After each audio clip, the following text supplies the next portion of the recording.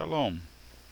In this video, we're going to take a look at the Ehyeh, ehyeh, or as it's often translated, I am who I am, or I am that I am, as found in Exodus 3 verse 14. But we're going to look at it in context with the verse before it and the verse after it, because there's some interesting clues here about the character and the name of Yahweh. And that is what we're going to be examining here. So to begin, let's look at Exodus chapter 3 verse 13. And Mosheh said to the Elohiym, "Look, I am going to the sons of Israel, and I will say to them, Elohiym of your fathers sent me to you. And they will say to me, what is his name? What will I say?" So here we can see in this verse that Moshe wants to know the name of the Elohiym that he is meeting with so that he can tell them who he is. Now let's take a look at verse 14. And Elohiym said to Moshe, Ehyeh, ehyeh. We're going to come back to this and we'll take a look at this phrase here in a little while, but let's continue on. And he said, thus you will say to the sons of Israel, Ehyeh sent me to you. The name Elohiym gives to Moshe is Ehyeh. Interesting that we always hear Yahweh, Jehovah, Yahweh, Yehovah, etc. But you don't very often hear people say that his name is Ehyeh. And yet right here in verse 14 it says that his name is Ehyeh.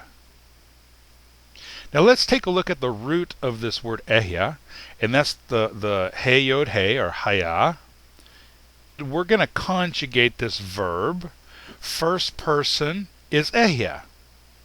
Ehyeh means I exist. Now the verb ehyeh literally means to exist, but we can also translate it with the verb to be in English. In fact, most of the time it is translated with the verb to be. In this case, I am. And as an example, you can see the word Ehyeh used in Exodus 4 verse 12. The second person would be Tihyeh. That means you exist or you are. And an example of this word can be found in Exodus 4 verse 16, if you want to look these up. Then in the third person is Ehyeh. He exists or he is. An example is also found in Exodus 4 verse 16. So now let's take a look at Ehyeh. That's the first person, I exist. We could also translate that as I will exist. One of the differences between Hebrew or biblical Hebrew and English is that biblical Hebrew only has two tenses: perfect tense, imperfect tense. Now the Ehyeh is imperfect tense, and I'm not going to go into too much detail here about the perfect and imperfect, but understand that perfect tense means completed action, imperfect tense means incomplete action. These tenses are related to action. The Hebrew language is a very action language. It's related to function, action, these concrete concepts. Now the English tenses are past, present, and future, and they're related to time. So recognize that when we translate a Hebrew verb, when we translate it into English, we have to convert a verb whose tense is related to action and convert it into an English verb that's related to time. Now, this doesn't always work well, and this is one of the problems with translations. When you're reading the Bible in Hebrew and you understand these concepts, the translation problem doesn't exist because you're thinking in Hebrew and not in English. But for the sake of our study here, we're going to have to convert this Hebrew verb into an English verb. Now the imperfect tense, as I said, is incomplete action. Now that may be an action that has already started, but it's not yet finished, or it may be an action that has not even started yet. So ehyeh, as an imperfect, can be translated as I exist, that's the English present tense, or I will exist, the English future tense.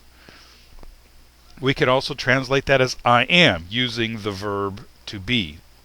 Now, let's take a look at that phrase that we saw in verse 14. Ehyeh, asher ehyeh. Here we have the word ehyeh, and then the word asher. Asher is the relative pronoun. It can be translated as which, who, what, because. It depends on the context of how this is used and how we're going to translate it. We could translate that as I will exist because I will exist. I exist because I exist. I am who I am. We could also translate this as I will be who I will be. Or I am that which exists. When a translator is translating the text, he has to decide what that best translation is to put in the text. In other words, he would choose from like one of these five, and there's also other choices as well. He would choose one of these and then put that into the text. However, because the Hebrew language is so dynamic, it's not which one of these five is the best translation of the text. In fact, all five of these convey the idea in ehyeh, asher ehyeh. That's how dynamic the Hebrew language is. You really cannot translate one Hebrew word with one English word and convey the entire meaning of the Hebrew. In fact, it would even be better to translate one Hebrew word with an entire sentence in English, because of the richness of the Hebrew language. So don't look at these five to say which one you think best fits the idea in this verse. Instead, recognize that all of this encompasses the meaning of ehyeh, asher ehyeh.